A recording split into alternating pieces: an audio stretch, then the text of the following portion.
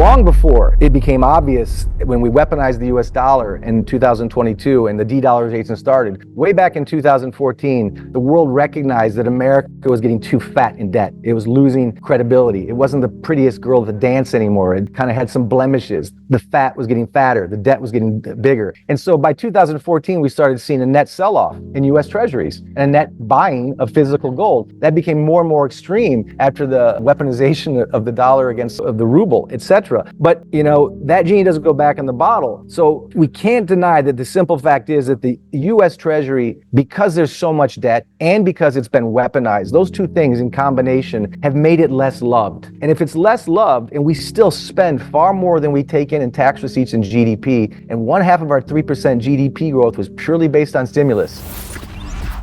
Even the Fed's beige book, that 1.5% of that 3% was household and business. The rest was just debt. Debt-based growth isn't growth. So we're not going to grow our way out of this. We're going to spend ad infinitum. That's what every politician does, left or right, including Trump. If you look back at his record, it's not any better than Biden's. You can break it down. But the truth is, we're going to spend more than we bring in GDP and tax receipts in the near term. I hope we get growth over the next 15, 20 years. It's going to take more than one term. But because we're going to spend more than we bring in, and because we're going to have to issue more IOUs, more US Treasuries, and because the world loves them less, someone or something has to buy those US Treasuries. And that thing is called the Fed. And that is called QE. And even Biden's chief economic advisor couldn't even describe what QE was. That's how scary it is when you have mental midgets running our economy. I don't know if Trump is or isn't. He's certainly a businessman. Does he understand macroeconomics? Does Bessens? We'll find out. I mean, he's a pretty smart guy. Worked with Soros and Jim Rogers. I think he does. I think Trump has a very smart team. If anyone can do it, it's going to be him starting it, but he's not going to be able to do it in 4 years. I think we have to have our expectations realistic. And again, we are issuing an IOU that the world does not trust as much and does not believe in as much because of our debt. And so we will print to the moon at some point, and that will be inherently inflationary. And deficits are inherently inflationary. And inflation just means the lower purchasing power of your currency. And that's why gold shines, not because it does anything better. It just holds its value better than paper money. Always has, always will. And that's the direction I see. That shouldn't be gold bug. That's math and history.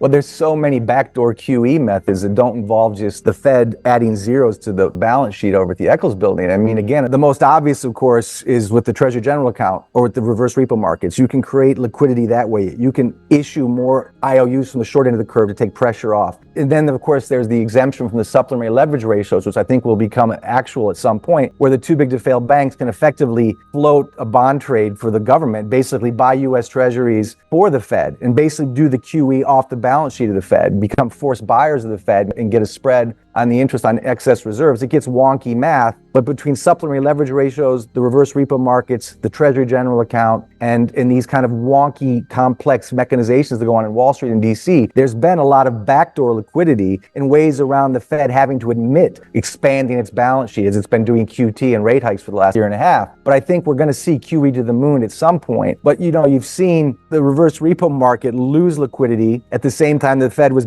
reducing its balance sheet from 9 trillion to 7 trillion. Great victory, but that liquidity still had to come from somewhere, and those places are drying up. And, Luke Groman's did a great job of tracking this, but the liquidity has to come from somewhere because the economy is a debt-driven economy. That debt dries up real fast without oil. The engine dies, and that oil is mouse-click money or false liquidity, which is inflationary, and it will either come directly from the Fed or from some other force. But I think the only reason Powell's been reducing the balance sheet from 9 to 7 is so he has something to expand later. And the only reason he brought rates up was so he'd have something to reduce later, because he knows darn well that there's a recession. I think it's already here, but it's coming. He's going to need these tools. The only two tools he has is rates and balance sheet expansion and rate cut, rate rising. And it's so freaking predictable. We looked at the kind of classic indicators, the conference board indicators. We looked at the M2 money supply, the yield curve. But I mean, you recently had a guest on talking about the bankruptcies for companies over 100 million. It's at all-time high since 2020, but it's been 13-year peaks for small businesses that got crushed under higher for longer because they couldn't afford the higher rates and the debt rollovers. There's so many indicators, the credit card delinquencies, the credit card interest payments, the fact that manufacturing retail sales are flat. But if you get past just these obvious, it's not data mining, it's data analysis. I'm not just trying to be negative for negative's sake. These are all the things that are ignored. But if things were going so great for our soft landing economy, why was Powell reducing rates? Why at all? If we had beaten inflation,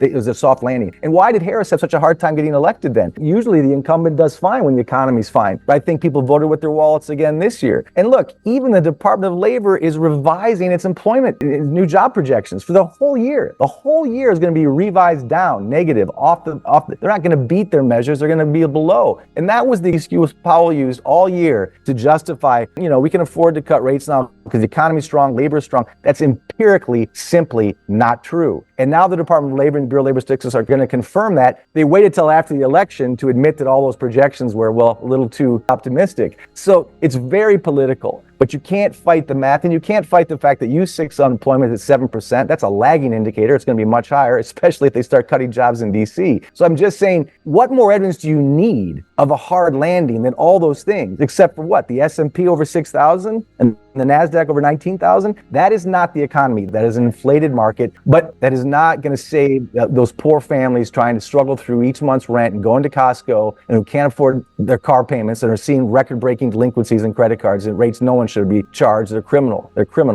rates. When I went from Maine to the polo fields of Northern Virginia, that was all things are great, everything's fine. Then I went left, or I went west. I drove back home and I saw Pennsylvania, and Ohio, and Michigan, and Minnesota. It's not the same. It's not the same when you get away from Beverly Hills, Palm Beach, or if you get away from Park Avenue or Loudoun County, Virginia. Again, I'm not against people doing well. I'm not against a capitalistic society, but what we have this much wealth inequality and this much wealth concentrated into an inflated asset bubble, which is the S&P and the NASDAQ, which is the direct consequence of Greenspan, Yellen, Powell. Every Fed chair got worse from Greenspan, and he was the patient zero. But for someone like Powell to say that our policies that they on Constitution have nothing to do with wealth or social inequality, that's an absolute farce. It has everything to do with it. It's the greatest wealth inequality in our history. It's the greatest stock bubble in our history. And I've benefited from that bubble, but it's gone too far this time. And you cannot say the economy is strong just because the markets are on a euphoric tear. And by the way, they can still go much higher. I'm not even that bearish yet on this insanity. That's why I think things are crazy.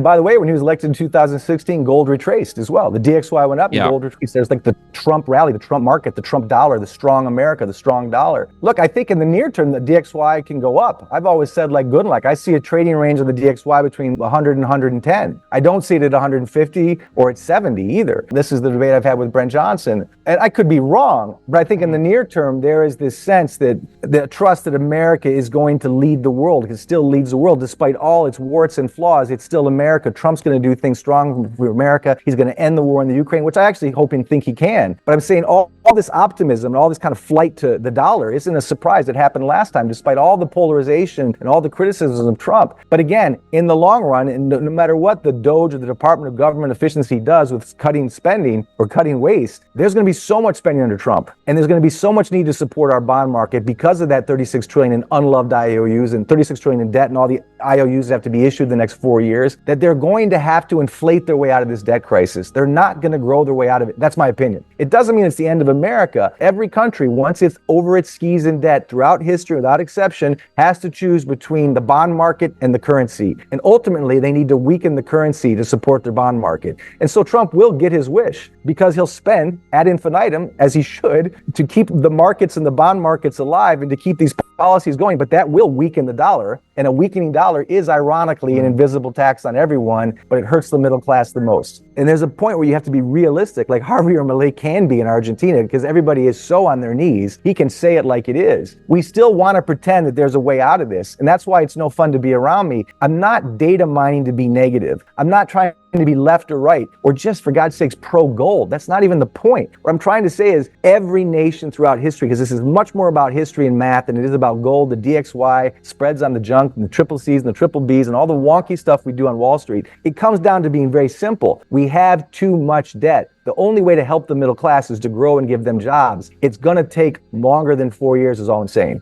I own gold because I know it holds its value far better than the peso, the yuan, the euro, the Swiss franc, or the dollar. But again, as to your specific question, it is important because there are a lot of people listening to this who are speculators, who are looking to get in and out of gold, or comparing it to things like Bitcoin, which to me is a false comparison. But yeah, I mean, the Trump market rally, when Trump was elected, that wasn't a surprise to a lot of people. I don't think it was even a big surprise to Wall Street. And I think there's a lot of optimism because Trump is going to make America great. Trump is going to reshore jobs. Trump is going to end the war in the Ukraine. That's what he's promising. And he does have a sincere interest in helping those people from Pennsylvania to Michigan, Ohio. So there's this optimism. And so when Trump came in, there was a hope. And so that fear of the war in Ukraine escalating went down. The fear of America going into a debt spiral went down because a new Superman is in town. And so I think that clearly created a rally in the S&P and the NASDAQ, and the opportunity cost, get out of gold and chase this rally like it did in 2016. I think the fact that yields are going up, that inflation is supposedly tamed, the narrative for gold is temporarily declined a little. You could argue that that was it, or if they have peace in the Ukraine, that'll bring the fear index down. That's less of a reason to hold gold. So those are things that can explain the temporary retracement in gold. And I'm certainly not saying that gold goes in a straight line, but it's really not about a gold bull market, and it's about what Peter Schiff said cryptically, but it's true. It's about a fiat money bear market. By the way, it's the same narrative that Bitcoin is exploiting beautifully, brilliantly. But the truth is, gold isn't ripping because gold is suddenly more shiny. Gold is ripping because fiat money, including the world reserve currency, has nowhere to go but inflationarily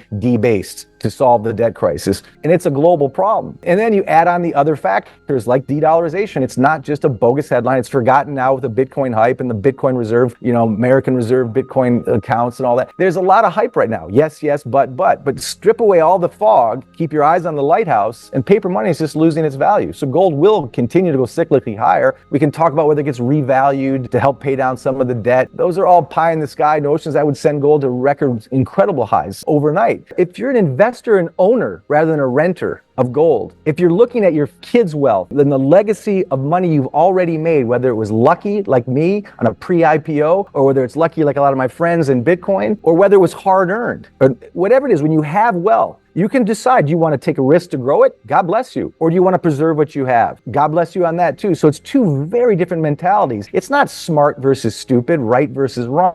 It's two very different uses. And when you understand the historical direction of fiat money, which always goes to zero at some version, it always gets debased to monetize debt. I'm just a wealth preservation guy. That is so boring compared to the narrative. Look, if you look at Bitcoin, it absolutely outperforms gold as a performance asset. Are you kidding? You can't even compare. It outperforms everything. But again, Bitcoin, it changes every day. But when I was a family office guy and I was investing in hedge funds, I looked at three things: their annualized return, their maximum drawdown, and their standard deviation. Bitcoin has an annualized return of way over 70% because in 1 year it was up 5,000%. That was in 2013. So it has an annualized return, which is off the charts, fantastic. It has a maximum drawdown of over 80%, 4 times. And it has a standard deviation of above 170. And you can play with the numbers, but you get my point. With that type of maximum drawdown and standard deviation, you cannot even come close to comparing that to gold or as a store of value. That narrative just doesn't float. Doesn't mean I'm against Bitcoin for speculation and where it can go, but please stop calling it digital gold. It's just not. And it's not to be anti-Bitcoin. It doesn't store value. It's not a unit of exchange. It's not a medium of exchange.